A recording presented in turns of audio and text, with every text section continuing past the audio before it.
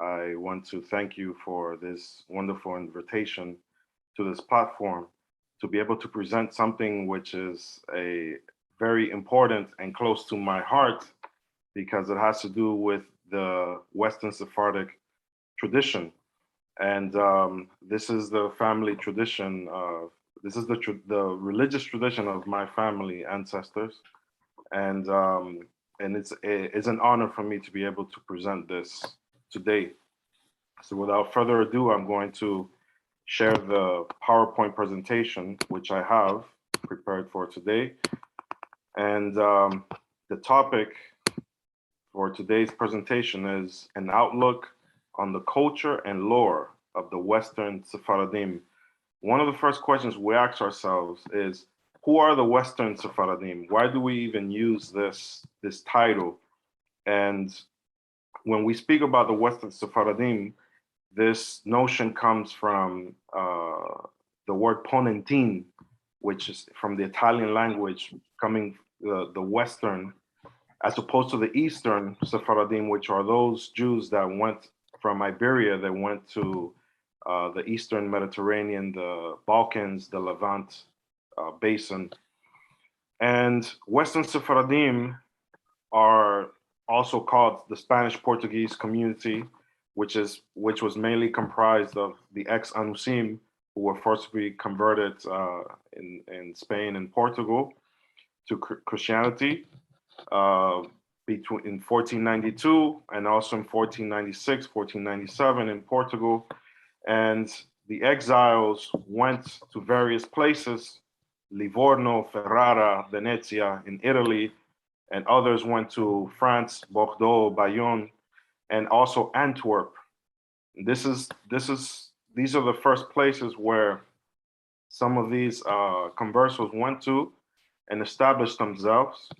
And then in the next century, when the global network is established from connecting, I would say, 5 continents, all the way to the East Indies, the West Indies, South America, North America, the Caribbean, Europe, and the Atlantic islands, the Portuguese nation, or Nação Hebraica, as we say in Portuguese, was able to establish various pockets of communities around the world. These congregations were established wherever they had permission to practice Judaism freely, such as, I'm going to show you in the map. This map here, you will see the various places where congregations were established. And mainly, they were established in places where they, as I said before, they had permission, as opposed to wherever the Spanish and Portuguese had an Inquisition tribunal, they were not practicing openly. Conversos were practicing Catholicism publicly and Judaism, whatever they could, in secret.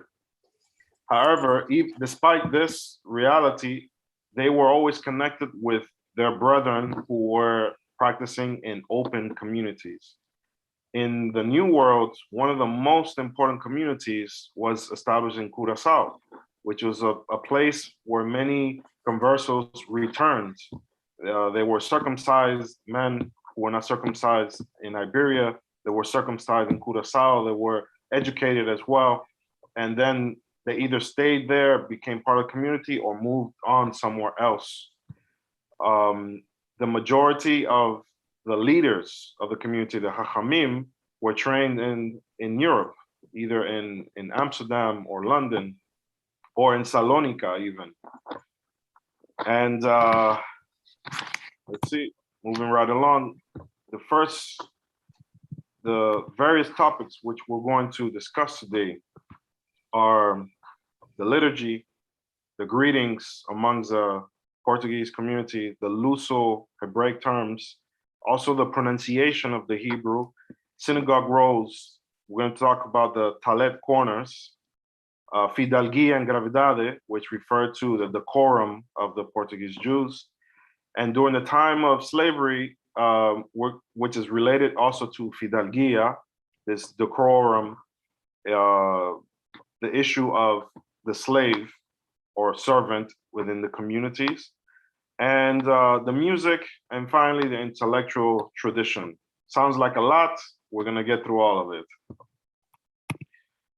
So our first topic, dealing with the liturgy. The liturgy of the Portuguese Jewish community, or the Western Sephardim, is based on mainly two texts. One of the main texts is the Seder Tefillot, the prayer book found in 1484 in Lisboa. And you can see here in the picture in the background, this was printed by hand, beautiful calligraphy. And this text is the same exact text which is practically used in the De Sola Pool prayer book in New York and also in London. We also have another one when the Portuguese Jewish exiles went to Venezia. They printed another book here, and the printer was Daniel Zanetti. You can see here in Hebrew it says Sidur Tefillot Keminhag Sephardim Bevenezia, 1564. And what's interesting about this prayer book is it has some of the Lurianic Kabbalah elements that we're not going to see in the prayer books in the 17th century after the Shabbatai Sabi movement. And that leads us to our next topic, which is the posture contrary to Kabbalah. And as you can see in the pictures, this is a famous picture which is used for Shabbatai Sabi. What happens with the Western Sephardic community during the 17th century, in this around the 1660s, there's a figure named Shabbatai Sabi who ends up leading a messianic movement in the Middle East, which was felt also in Europe, and I would say in the entire known Jewish world. He had even more fame than probably Jesus of Nazareth at the time, because it was heard of in various places, various Jewish communities around the world. And the community in Amsterdam, there is a group called Yeshua Mexico who endorsed Shabbatai Sabi as Mashiach. And you can read here, those who can read Hebrew, you can see in the bold print it says Adonenu Meshichenu, our Lord, our Messiah, our anointed one, and it has the beautiful stamp with the oil in red, endorsing Shabbatai Sabi as the Messiah. After this movement fell apart, Shabbatai Sabi and his followers converted to Islam, and in Turkey. Then many of the members who were following him, they felt really bad about following a false Messiah, as they felt. And there was a lot of talk among the community as to what to do with the new leadership, what to do with the future vision of the community. Because the Messianism as an idea was a motivating factor for many of the ex-Anusim to practice Judaism publicly. And now all of this energy, which was leading us for about 100 years, leading up to this movement, now it has fallen apart. And so as a result of that, the liturgy, the community decided to clean the prayer books of many of these elements which have to do with Lurianic Kabbalah. They understood that the Lurianic Kabbalah elements led the people to this messianic frenzy.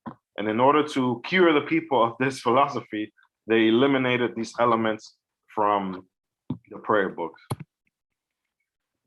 Another particular peculiar, or I wouldn't say peculiar, but particular tradition amongst the Portuguese community is Birkat HaMemshala, the blessing said for the government or the monarchy, in the sense for those communities in Europe, which have monarchies.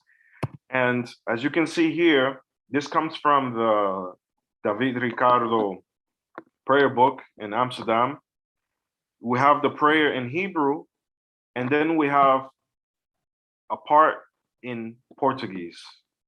This is typical of the Portuguese community, either to say it in Spanish or in Portuguese, depending on where the communities are established in Suriname or in Curaçao, Dominican Republic, New York. It can be said in English, it can be said in Hebrew, Spanish, or Portuguese. And this is from the Amsterdam community. This part is said in Portuguese. And even though the community currently doesn't speak Portuguese as a lingua franca, these prayers are said in the Portuguese language, and this connects the contemporary community with the ancestors. Blessings for the victims of the Inquisition. This is a very interesting blessing because the Inquisition has been was abolished in Spain officially in 1834, in Portugal in 1821. The last auto de fe in Spain was in 1826 in Valencia. And we can say that the Portuguese Jewish community had in its consciousness, in its ethos, those people who were burnt at the stake. And this is a prayer that they would say. This comes from the Dutch Sephardic Sidur. It says, for a man. So for a man, so it's praying to God to bring vengeance, to bring justice and judgment upon those who gave their lives for the name of God. And then we have, once again, after the Hebrew, in Portuguese, e mais todas as pessoas que foram queimadas vivas em auto da fé, santificando o nome de Deus de Israel. And also those people who were burnt alive as auto de fe in public spectacle, sanctifying the name of the God of Israel. This prayer also in Portuguese connects the contemporary audience who is saying it with the community that is leaving Iberia or is established still hidden in Iberia at the time when this is happening. I find that to be very interesting from a psychological and anthropological perspective, the use of language to construct the identity of a community. This prayer book, Abraham de Sola, this is from England. This from the Yom Kippur service, Day of Atonement service. We can see here on the left side, we have the English equivalent, and on the right side, we have the Hebrew. And on the Hebrew, the right side, we have again Hebrew prayers, and then we have the Portuguese. And this prayer was said also during the time of the Inquisition when a Jew would be confiscated by the police, the Santo Oficio, the Holy Office. And when the community knew that such a person was caught by the Inquisition, they would do two things. They would say this prayer in order for the Holy One, blessed be He, to be able to help this person escape. And they will also put together money in order to bribe officials and also pay off ship owners or captains to take this person to a new place, a safe haven. Next thing, the greetings. Amongst the Portuguese Jews, there are a number of greetings which are used in the Portuguese language. And this again is part of the identity construction of the community. For the Shabbat, before the Shabbat, we say Boas entradas de Sabbat or Shabbat. On Sabbath, then we say Bon Sabbat, good Sabbath. And when the Shabbat is over, Boa Saídas de Sabá. This is all Portuguese. When Pesach is arriving, we greet Boas Pascuas de Censeñas. Censeñas referring to the matzot, the unleavened bread. On a fast day, we will say Bon Jejum, good fast. And on the Shavuot and Sukkot, it is customary to greet in Hebrew, Moadim lesimcha, and people will reply, Hagim uzamanim lesason. And as opposed to in the Ashkenazi communities, people say Good Yom Tov, or they would say Hag Sameach, which is commonly used in Israel today. And for Hanukkah, we greet each other Boas Festas de Luzes, good feast or holiday of delight. So in Hebrew, Hagurim Sameach will be the equivalent to this. Then we have Luso-Hebraic terms, which is something linguistically important in the community. So we have Hebrew words which are brought over into the Portuguese language, so kind of a Judeo-Portuguese. There's much talk about Judeo-Spanish or Ladino, and not so much about Judeo-Portuguese. And here are some words, Sabbath or Shabbat for Sabbath, Esnoga for synagogue, and Esnogueiro, which is an interesting word because you have synagoga, and then synagogue, esnoga, which is in Portuguese, Luso-Hebraic term, and then adding the suffix eiro, which is someone who does the actions of esnoga. So esnogueiro referring to the gabai, the person the sexton, the one who takes care of various ritual functioning of the community. Rosh Hashanah in Hebrew, Rosh Hashanah in Judeo-Portuguese, celebrate the Sabbath or celebrating Sabbath is Sabbatear. So you have Sabah, which is Shabbat, the root, and then ar, which creates a verb in Portuguese. So Sabbatear is to celebrate Sabbath. And in the same way, Hazanear from Hazan, which is the person who leads the prayers, Hazanear, someone who is going to lead the prayers. So the Shaliach Tzibur in Hebrew. There's a long list of words, but these are just some of the interesting ones that catch my attention that are used all the time. Here we have two texts which were written in the 17th century and 18th century, respectively, by grammarians in the community in Amsterdam. And these two are just two examples of many of these types of works, which were printed in a period, I would say about close to 300 years, whether in North America, the Caribbean, Jamaica specifically, and also in Amsterdam. The Hebrew grammar is so important amongst the Portuguese Jews. The pronunciation is very special, as well as if you delve into these texts, the one written by Moshe Gideon Abudiente and also Moshe Rafael Aguilar, you will see some of the rules on how to pronounce some of the letters, which are pronounced differently today in Israel, in Hebrew, and also in Ashkenazi communities. Here are some examples. So the Shewa, which is usually two vertical dots under a letter, is usually pronounced generally eh.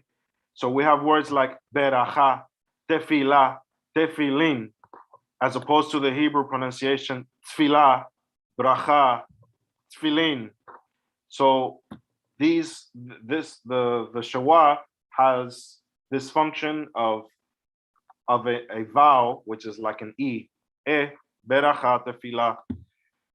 The letter bet is always sounding as a B, and it's transliterated this way. If you look at some of the transliterations and translations of the words like Sabbath, you will always see it's written with two B's, and that's because Shabbat has a dagesh, has a strength on the bet, so the sound becomes duplicated, similar to the Arabic language, the Dhamma, which duplicates the sound, like in the word Allah.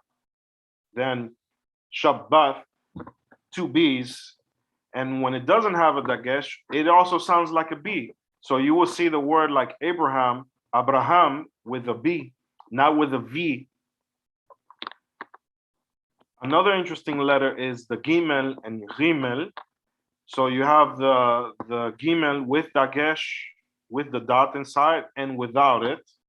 And when in the Dutch community, the Gimel without dagesh has a very guttural sound, Gimel.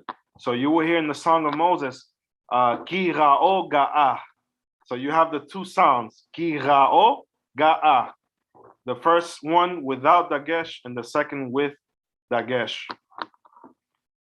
And the last one, the ayin or ayin, is one of the sounds which creates a distinctive sound for the Portuguese Jewish community. And you will hear words such as Shir Hamangalot, Shabun Gatov, Angmidah, Shemang, Israel. This sound, this ayin sound, a nasal sound, was adopted according to many scholars when Portuguese Jews arrived to Italy. In the Italian rites, they also used the same sound. And from there it was taken to the entire Judeo-Portuguese diaspora. And the way it's transliterated in many books is as an NG. In many books, you will find it as an H. So the word like Omer will be written as Homer with H. Also, the word Ma'amad will be written as Mahamad with an H in there. So that's not to be confused for the letter He or Het in Hebrew, but it's the letter Ain.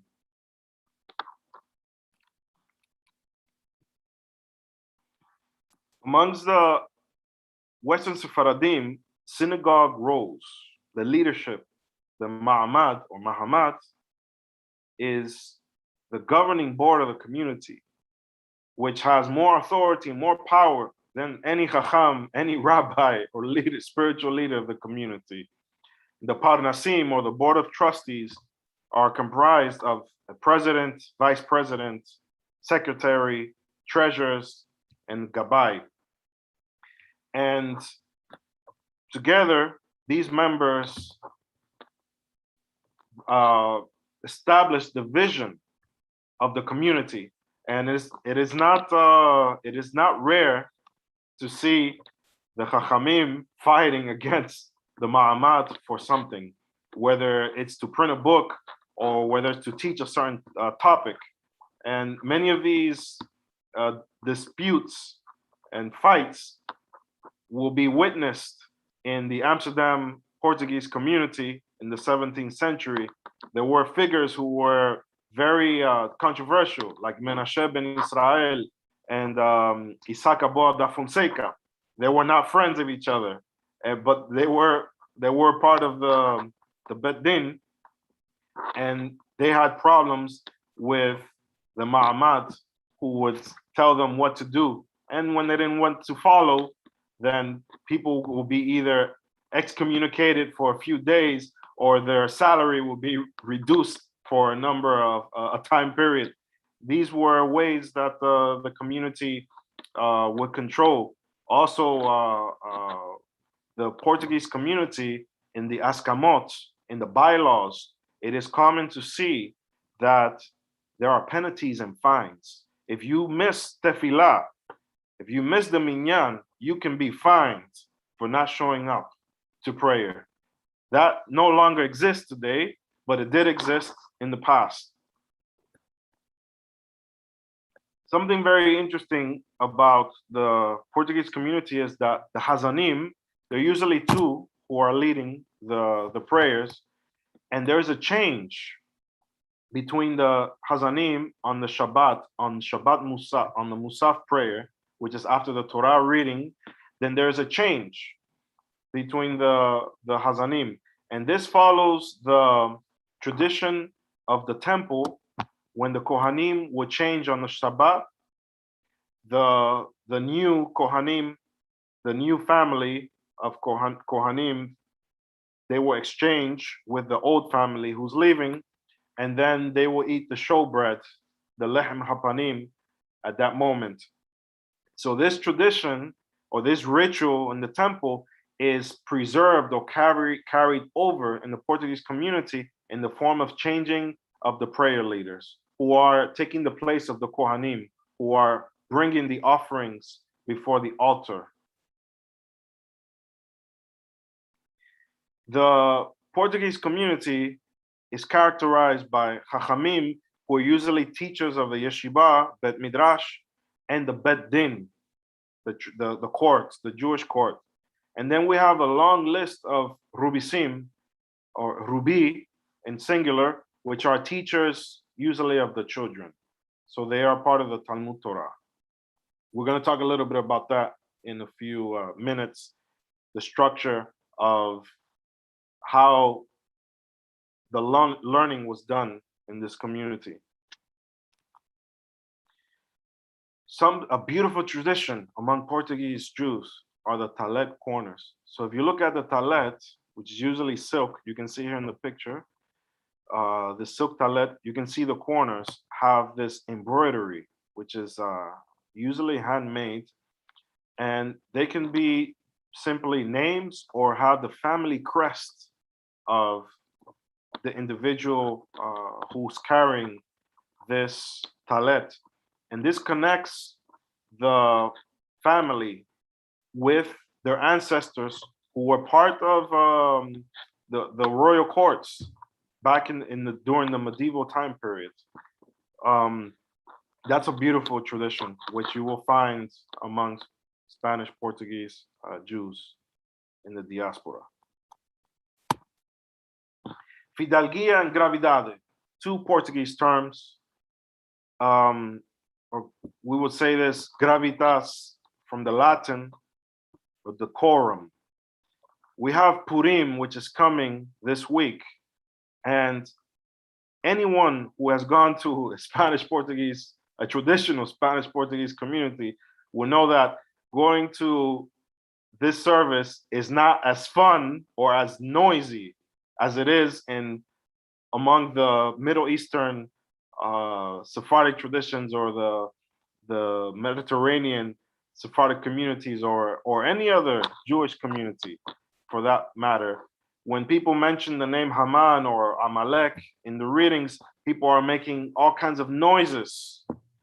And in the Portuguese community, you will not hear this. Of course, today, because the communities have a large influence of other traditions, there are compromises. So in some communities, they will make noise only the first time and not afterwards. In other communities, there is no noise at all during the reading, because it is understood that this goes against the fidalgia, the spirits, and the respect of the place. This comes from the halachic idea of what's called kalut rosh, or frivolity, or lightheadedness within the community. And it's understood that in the place of prayer, one should not eat or drink or sleep or speak trivial things. So this characterizes the Portuguese community. As you can see in this illustration, the use of the top hat and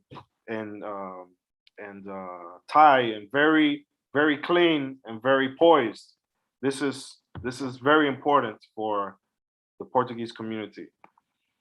Here I have a document from a text written by Chacham Aboab da Fonseca, which was written in Spanish in the 17th century in Amsterdam. And I'm going to read and then translate what he says here to demonstrate how in the 17th century, the decorum and the way one should carry oneself is part of the ethos of this community. So it reads, let's see here, que puedan los hombres gobernarse sin servicio y criados. Es imposible that men can govern themselves without servitudes, without workers, is impossible. So what they're saying, what he is saying here is that in order for us to be able to serve the God, the congregation of Israel has to be free from trivial matters and menial types of works, like cleaning the house or cooking and all these things, so that we can have time to study Torah and have time to fulfill the various mitzvot. And he continues saying que porque otra de lo necesario para la vida humana, la congregación de Israel es tan ocupada con los oficios santos que forzosamente es menester quien les descanse. So it is necessary, the congregation of Israel is so busy fulfilling so many religious or divine tasks that it is necessary for them to be free from these things.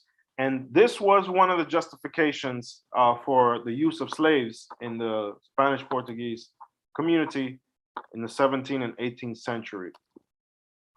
And this leads to an interesting notion which was developed in the writings of Menashe ben Israel, o servo de Israel and o servo não banhado, o escravo não banhado, which are two terms which he creates, which do not exist in any halachic text.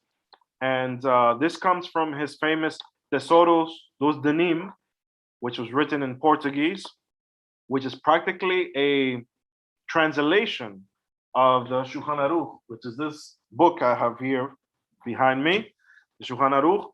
He translates into Portuguese, but not only translates, he adds many nuances, explaining different things. And when it comes to this third tractate, where it says señoría y posesoría, ownership and possession, which follows very closely the legal language from the Roman text of law, then it speaks here, tratase primeramente dos escravos, speaking first of all about escravo, so slaves. And what he says here in a nutshell is that there are two types of slaves. And here he builds or constructs his linguistic legal identity or argument based on the halakha. The halakha mentions that there are two types of slaves. There's one slave whenever a slave is bought by a Jew, the slave or the ebed, the servant, must, if it's a male, must be circumcised and must perform a ritual immersion. So the slave receives a quasi-Jewish identity, having certain types of obligations. And then after the slave serves for a period of 12 months, he or she must be freed and then perform another ritual bath. And then at that moment, that slave who is free will become a full member of the congregation of Israel. And there have been many scholars who have written historical works about this in the context of Jamaica, also in the Netherlands. My dissertation deals heavily on this. So that's the first slave. Then the other type of slave is one who has not been immersed and is considered a ben Noah or bat Noah, keeping the 7 universal commandments. And that slave can work on the Shabbat. The other slave cannot work on the Shabbat. In the Torah, when it says 6 days you shall rest, and those who are in your home and your slaves and the maidservant and female servant, it is referring to that slave which has been immersed. And Menashe ben Israel creates a linguistic dichotomy here. So the one who has been immersed, he calls it servo de Israel, the servant of Israel, who is going to become a Jew.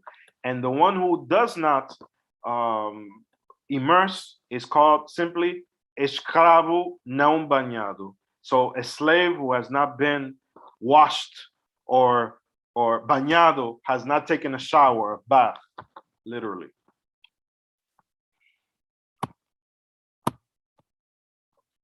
Next, we'll move on to the music, that's a topic in itself. And basically what I would say here is that the Western Sephardic community is a very musical community.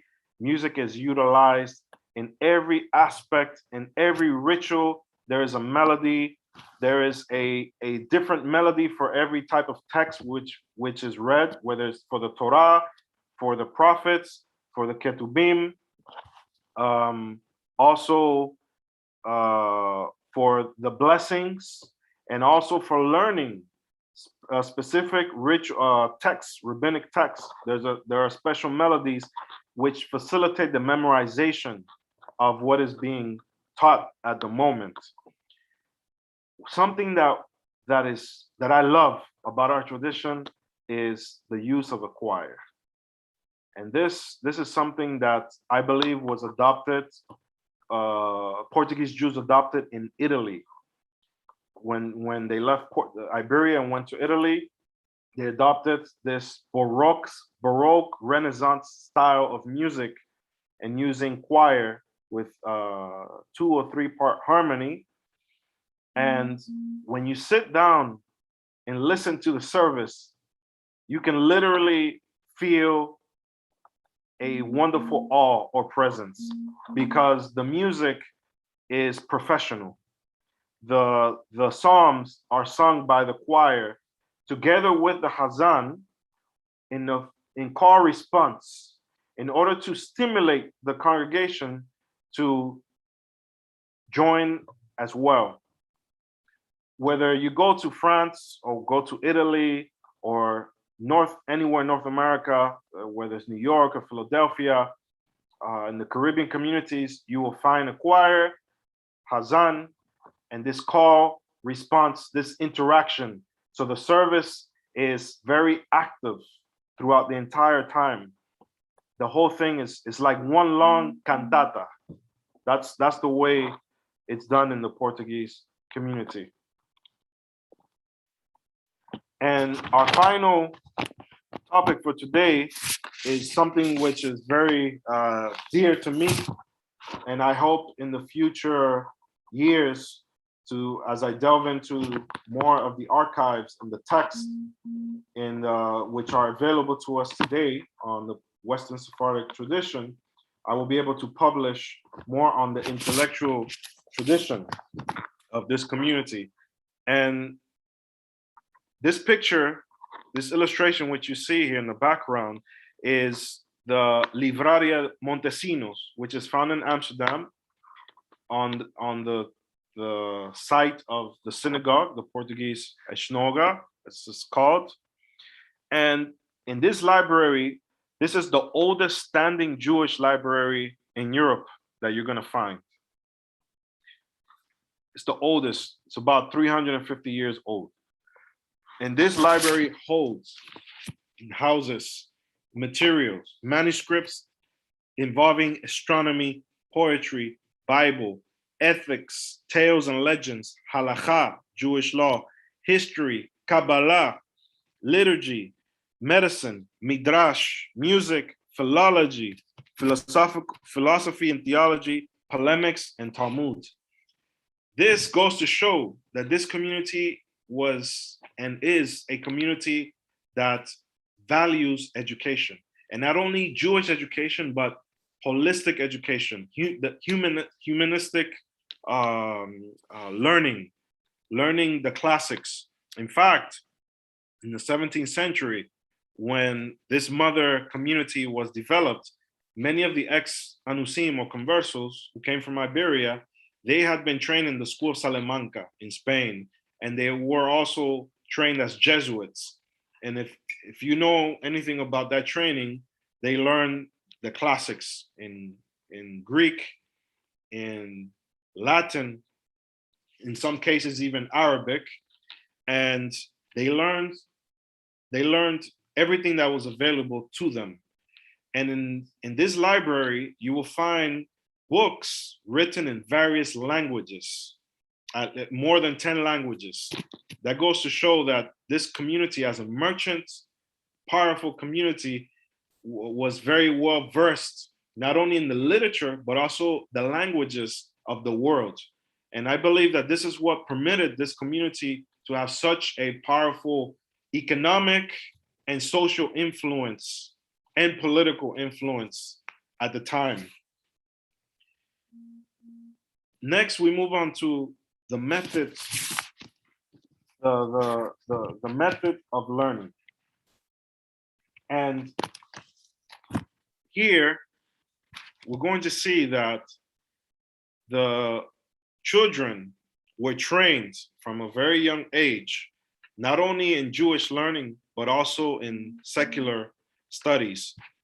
And in regards to the religious training in Amsterdam, and also in Curaçao and in other places, which follow the same model from Amsterdam, there were teachers for every different thing, which were called rubisim. And there was one teacher to teach the Torah in Spanish. That was the language that they would use intellectually. Another teacher to teach the prophets with commentary. Another teacher who would teach the weekly Torah portion in Hebrew with the ta'amim, with the cantillation notes. And then there was another teacher to teach beginner's level Hebrew on the weekly Torah portion, and another teacher to teach the basics of the Hebrew language. So we can see that these 5 aspects were covered. They were learning the Torah and the prophets, not only in Hebrew, but also in the Spanish vernacular, so that they can understand what it is that they are learning. And one of the assignments that students had to do for homework, which is reflective or distinctive in this community, is to write a translation, prepare a translation in Spanish of the Hebrew Bible, of the Tanakh. I don't know any community that does that today, to translate the Hebrew Bible into its vernacular. This community did this with the children. And many texts, for example, Isaac above da Fonseca made a translation called Paraphrasis de la Biblia Hebrea, and this paraphrase, that's his translation of the Tanakh. Another important method which was utilized in the yeshiva to learn was what you see here in this illustration. This is written in the Soletreo, which is the cursive Hebrew, Sephardic cursive Hebrew in Amsterdam. And they would write what are called Shailot Teshubot, or shoot in short, abbreviation, response literature, questions and answers.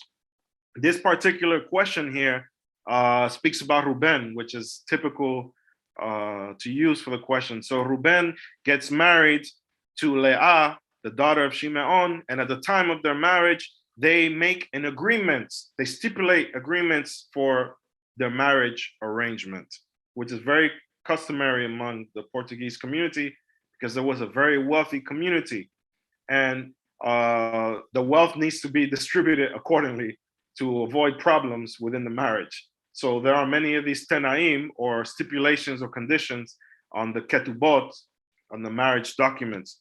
And that's a study in itself to learn the sociology and psychology of the community through the stipulations of ketubot. That's another research endeavor which I would like to do sometime in the future. And this type of assignment was given by a teacher to the students, and they had to utilize all of the rabbinic texts available to them to be able to answer the question. So kids at the age of 12, between 12 and 15, were able to already answer very difficult questions which rabbis, dayanim, answer today. And one of the amazing discoveries that I made in my last visit to the Livrado de Montesinos in Amsterdam was the type of Talmudic text which was used by the teachers in order to instruct their students on how to write these Teshelot and Teshubot. And the Talmudic tractates follow the tradition which came from Venice, from Venezia, Italy. And these Talmudic tractates are very, very thick books. And these books have the Talmudic page, the traditional page in the center. It has commentaries of the Rashi, Tosafot, the Rosh, Bet Yosef, and the Rambam's commentary to the Mishnah, which was translated to Hebrew from the Arabic original. And something very interesting from a legal perspective is that it includes the 13 laws of Rabbi Ishmael and the 32 laws of Rabbi Eliezer, which are utilized in order to, which the judges or jurists utilized during the Talmudic period to legislate laws from the Torah. And from this organization of texts, one can learn that they learned all the different authorities, whether Ashkenazi or Sephardic or Italian, they had access to all these materials, and they learned all of it. Now, when it came to the conclusion of the law, what we will see in the She'elot and Teshubot literature is that they most generally agreed with the opinions of the Rambam against the Rosh or against even Rif sometimes. And what we see in the Shulchan Aruch with the different legal opinions, this community is following generally, according to the Andalusian legal tradition, the Rambam. I find that to be very fascinating because it's a way of learning everything available to you and comparing and contrasting. And at the end, here's the conclusion. And we will see this in the writings, for example, of Chacham Isaac Cohen Belinfante in the 18th century. There's a question about the erub in Amsterdam, if it's possible to make the erub. And this is only a question because of the dispute or discrepancy in the Shulchan Aruch between the Ramban and the Rambam, Maimonides, Nachmanides, respectively. And he concludes that it is not possible to make an erub in the city of Amsterdam. And he explains all the reasons why, and he cites the Rambam. So we see here, legally, this community is following the Andalusian legal tradition, as opposed to the Provençal or the Franco-German tradition. And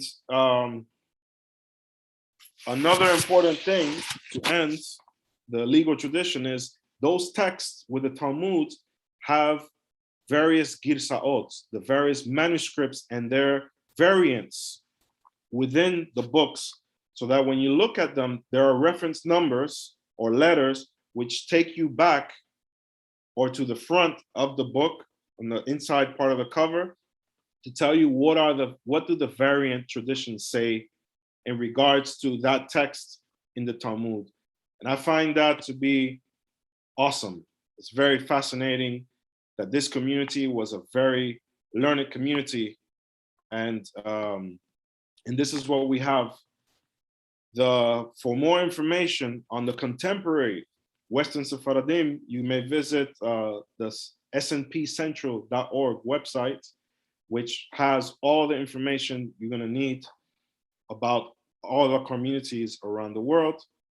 And then the last link, the Etz Chaim manuscripts. Most of these texts have been digitized. Some of them are still in process. Many of them still need to be digitized, but you can see them at this website, Etz Chaim manuscripts. And I have 3 books here, which I have written on what we have been talking about today. Yehonatan Elazar, which is written in Spanish for the Spanish-speaking Sephardic community, to learn the different aspects of rituals in Spanish language, according to our tradition. There is also the Seder Berachot Cancionero, which is the most recent book that I published, and that has the musical tradition, the songs that Sephardic Jews sing throughout the Sephardic diaspora, and my dissertation, Nação Legal Consciousness, which speaks about the debate on slavery and slave trade and all the halakha, which we have discussed here. I have given you my email address should you have any questions after this lecture. And that's all, folks. That's what we have for you today. Thank you. Thank you, and Chazaku Baruch. That was a lot in a very short period. I have to say, a lot of this is completely new to me as well. Starting with the Seder Tefillot, yes, of 1484. Okay. Where is the manuscript document that you? The manuscript document, you can find it on. There's a website that has it. Let me give 1 second. I'm going to. Do you know where it physically is? I'm going to find it right now and share it in the chat so that you may have it. Give me just 1 second.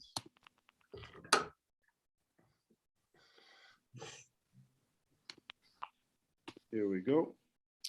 So let's share this. 1 second. Here it is. So I have shared the link in the chat. Thank you. That's where you can find it.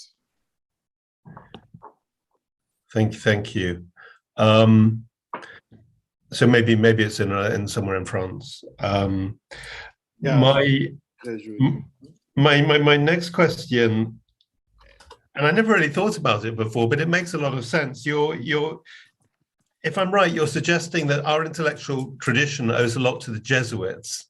Yes, and the School of Salamanca. Yes. Okay. A lot. That's right. There's Yosef Kaplan. He is a scholar on these issues. He has written a number of books about this. Okay. And the ayin, and I'm afraid I learned my Hebrew in Israel, so I always find that really difficult. You're saying that was actually adopted in Italy, so it's not indigenous to Portugal. Right. I would say that because the Italian community, the Romaniot community or Bene Roma community, they pronounce this way. And it wasn't something that the Portuguese exiles brought into Italy. It was utilized by Italian Jews before. Okay, and my last question, which a couple of people were also asking in the chat on Zoom, and by the way, everyone on YouTube, if you want to post questions, we're happy to put them. You were talking about two categories of slave, and Menashe ben Yisrael created a second category, escravo no bañado. Is that just something he kind of made up so that Jews could own slaves like everybody else, or does it have any sort of halakhic or legal basis? You're opening a can of worms, but as I learned from my mentors, we have to say things as they are. Yes. And one of the things that I argue in my dissertation is that to make it easy or simple, yes, I believe that he created this language in order to justify the use of plantation slavery, because there were different types. There were domestic servants, which are usually women, and many of those women, for example, in Suriname, they became the wives or the mothers of children of many Portuguese Jews, and that created a problem in itself. And you can read many of the Askamot, which are against doing this, and they still did it very well into the 19th century in Suriname. And what's her name? Aviva Ben-Ur has written about this a lot. And so yes, I would say that that it was intentional. Otherwise, all the slaves would have to become Jewish eventually. Then you have no plantation economy. But I mean, Menashe ben Yisrael was not one of the perhaps top shelf Hachamim. Right. Did all the others then just go along with this? So They must have done, yeah. what I've researched is that there are many texts which are creating this or constructing this sociology. For example, in the prayer books, Me'ah Berachot, 100 blessings, written by Matatias Daboab, this text has a special blessing when you purchase a slave. You say Hatov Hameti. So this, when you buy a slave, you say this blessing because you're going to benefit from the work that the slave is going to do for you. So this is a performative act which is constructing the psychology of the community at the time. Also in the writings of Isaac Abou da Fonseca, which I read, he says it is impossible to serve God and to perform the mitzvot without servitude. It is impossible. Also in the writings of, he was not a chacham of the community, Abraham Farrar, he wrote a book, a legal treatise in Portuguese, which is a manual for newcomers who are returning to the Jewish open practice of Jewish faith. And he says that it is a sin to free the slave. It is a sin. He uses, é pecado liberar o escravo. So he's using a very Christian language, which they can understand because of their background, using this psychology of it is a sin to free the slave. Of course, you're not going to find this anywhere in any halachic Hebrew text, but it is part of the performative text in Spanish and Portuguese for the community. I suppose that this is a community which is led by its richest members, and the richest members presumably were in the sugar trade.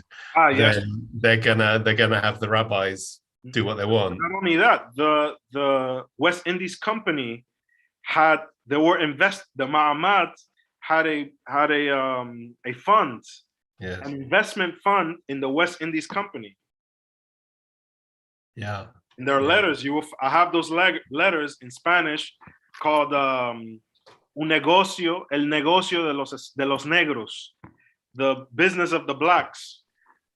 So perhaps at some future date we can have a whole meeting on this, because it's such a fascinating subject, and as you say, it's important that we sort of discuss these things as they are, rather than in some sort of politically correct vacuum or I will say this, so that I don't want to give off the wrong image that Jews are the culprits in this. According to the research of Katia Antunes and what's her first name? Ribeiro da Silva, they went into the archives, the municipal record, and found how many Portuguese Jews are actually working or involved in slavery and slave trade. And when in comparison to the Christians, the Dutch Christians and others in other places, the Jews number maybe a 10%. So we cannot say, oh, the Jews are the culprits, or they're the ones responsible for this. However, I would say that in the context of the Netherlands, Jews consistently challenged the legal notions which were not established in the Netherlands. They brought in slaves all the time. And they were challenging the idea of the free soil tradition, which was not unanimous nor universal in the Netherlands. And they were able to get away with many things because they were part of the elite of the society. That's what I will argue. But you can read that in my book with all the details. It's such a fascinating question, because the whole time we were slaves in the land of Egypt, and then I asked the same question. How is it possible if you're on the plantation, you're celebrating Pesach, and you have slaves serving you? Absolutely. Yeah. Okay, thank you. Ton. Yes, I have a few questions myself. First, a Gabai, you said he was called an Esnogero. Esnogero. I thought they were tesoreros in Portuguese, Ah, and they counted the money. yeah, the tesoreros are, yeah, the treasurers. Yes, And the esnoguero, the gabai, is the one who is preparing the reading, the Sefer Torah, and all the ritual functioning of the community. It's the yes, person but who's calling up mm, the person to read the Torah and so on and so Mm. forth. yes, but then what is the Hebrew term for treasurer or tesorero? I thought that was the gabai, and I read it everywhere. I understand. Yes.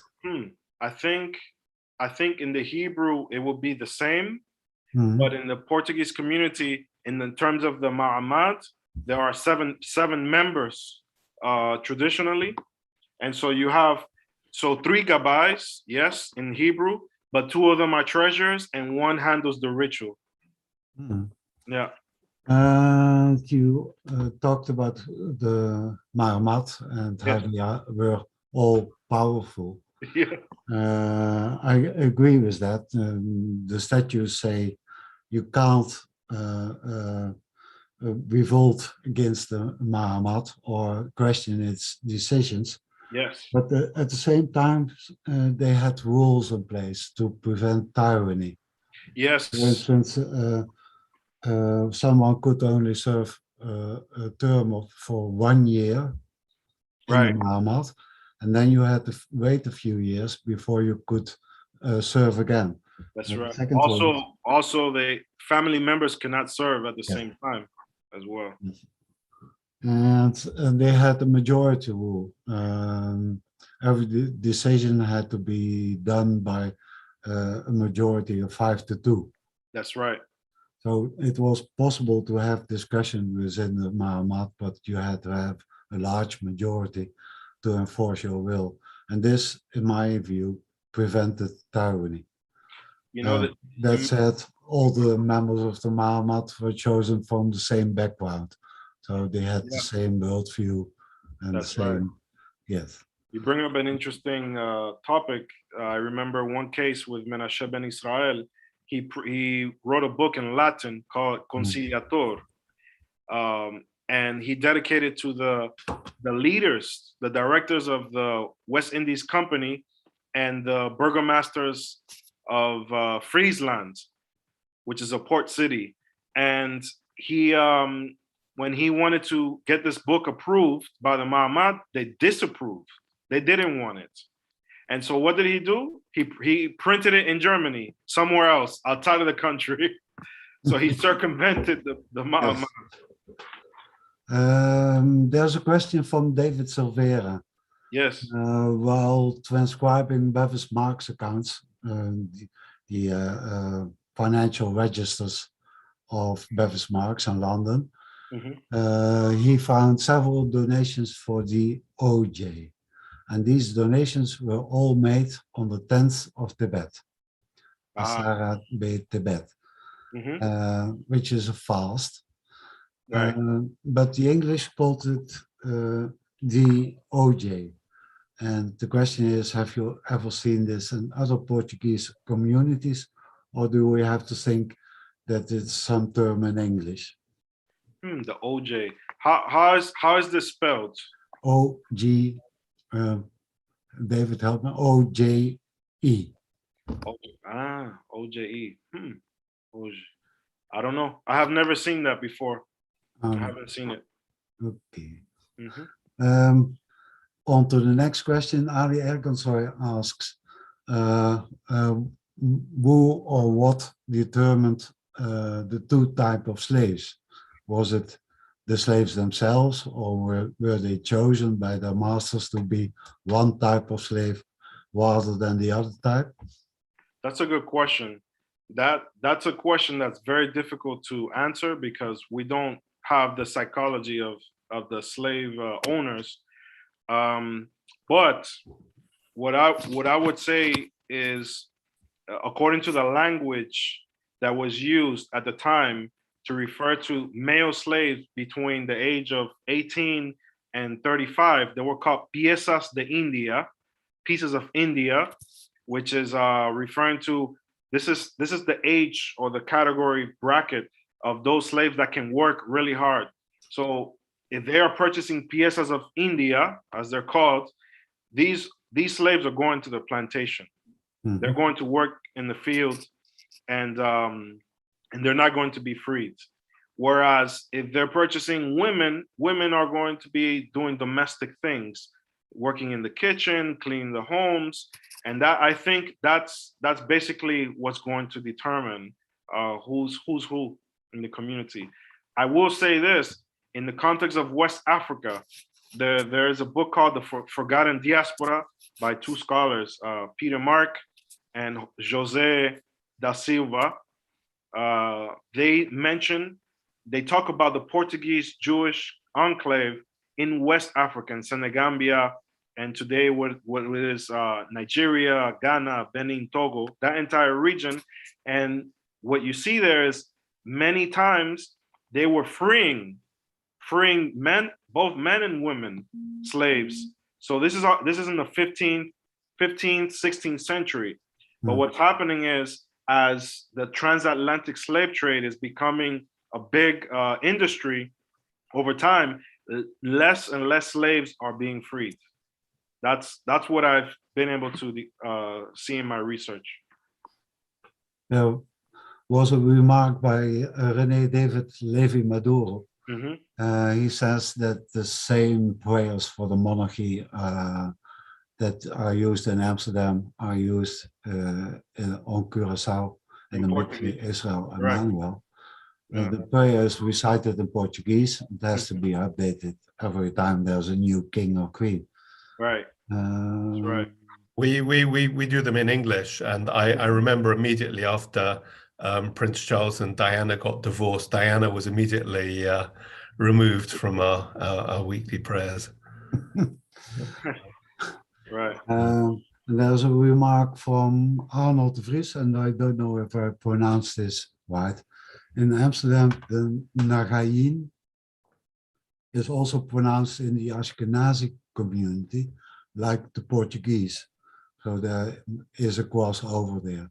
In which in the Amsterdam community, Ashkenazi. Arnold de Vries. Yes. Right. In the Amsterdam Ashkenazi community, they also pronounce the Ngayin, like in the Sephardi community. That's very interesting.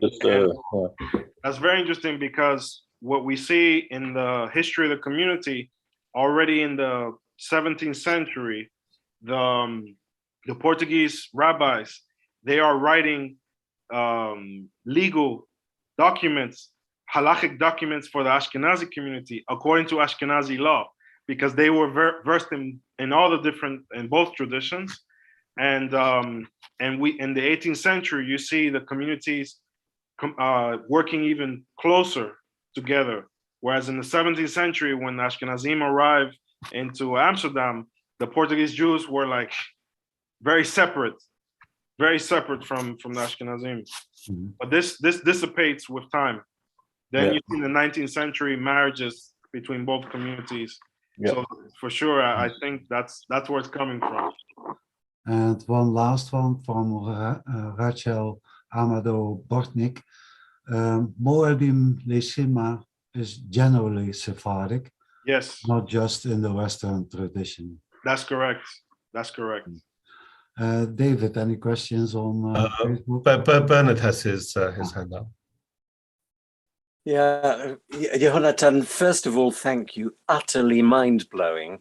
Can we have you at least once a month? Because although I normally leave these sessions feeling I'm utterly ignorant, I have never felt as ignorant as I do this evening. I've got three questions. Two are kind of personal and very short, and one is a much bigger one, but you've covered part of it. The first one was, you mentioned the Zanetti prayer book from Venice. Yes. Was Zanetti Jewish? And I only ask because I have two best friends in Italy who are not, and I never even thought about it, but I've known them for 30 odd years, and I now wonder if they have a Jewish background. That's a very good question. I am inclined to say yes, he was Jewish, but I'm not 100% sure about that. but I'm inclined to say that he was Jewish because whenever these prayer books were printed, they will have the name of the printer who was Jewish on the book. Okay. Yeah. Thank you. And the other one also relates to a prayer book, but it's David Ricardo of Amsterdam. I've got David Ricardos in my family, one born in 1580 in Livorno and one born in 1662 in Amsterdam. Was it one of those? So this David Ricardo, this is, I believe it's 20th century, so it's much later. Oh, much later. Okay.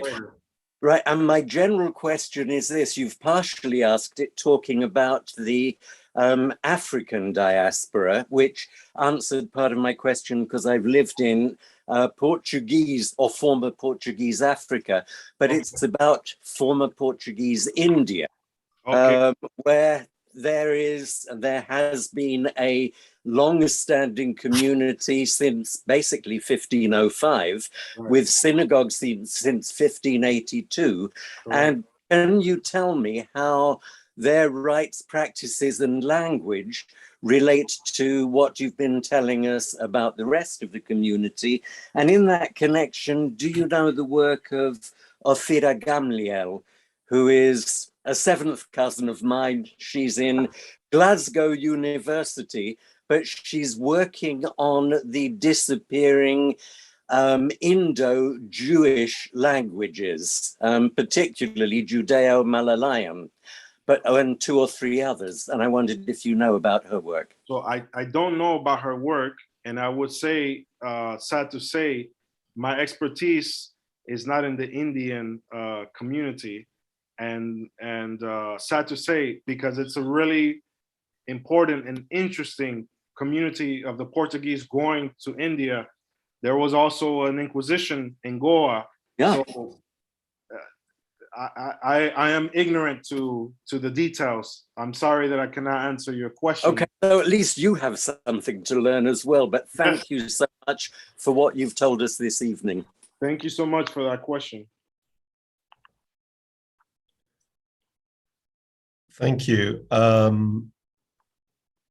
And perhaps, Ton, if you don't have, we've sort of, as ever, we've overextended, and unless other people. It's interesting. We have both Arnold on Zoom and David on YouTube, suggesting that the word oye might be Portuguese version of oye for meaning today. Yeah, but I don't think so. I don't think so. I was not sure if it's going to be hoje as in today, or if it's an acronym for something else. No, I think it's. Could it be oye as in listen, that has got transposed into Portuguese, although it doesn't make sense. No. But as okay. No, I think for the moment it's probably just going to be one of those mysteries that we have to live with. Can I just as we're sort of closing up, can I just say that I mean, obviously you're doing a lot of educational work, and Nação Rodrigues Pereira in Amsterdam and others. I think it would be wonderful if somehow, somewhere, we were able to produce, high quality educational content, especially I think at the beginners level. Once we get higher up, there's now the Haburan, there's the other group whose name I'm afraid I can't forget at the moment. Yeah, it's just I think next week, I don't know if Ton is Ton, are you there? Yes. Okay, great. Next week, I think we're looking to have a members only meeting to discuss various happenings around the world at the moment, and it probably needs to be members only, and invited guests, of course. lest anything be said that might be misconstrued in certain quarters. But I would observe that the Portuguese and Spanish nationality schemes, I estimate, have earned somewhere between 150 and $200 million between them for various interested parties. I am unaware of 1 cent being paid towards the preservation of the Sephardic tradition or Sephardic education or anything else. I'm sure sort of BMW have benefited infinitely greater, and it's just terribly sad that something that was intended to benefit Sephardim seems to have benefited everyone else. But no, thank you for that. That was a real sort of tour de force, and I think there were a number of talks which, if it's on future date, you can come back. That would be great. Ton, do you want to Yes. to close the meeting? Yes. First of all, I would like to thank our patrons who make all of this possible. Without them, we would not be here today. Secondly, I wish to thank our viewers on YouTube who joined us today. And lastly, I would like to cite Ron Gomez Caceres, who remarked in the chat, one of the very best and most interesting of the Sephardic World presentations. Kudos and toda raba.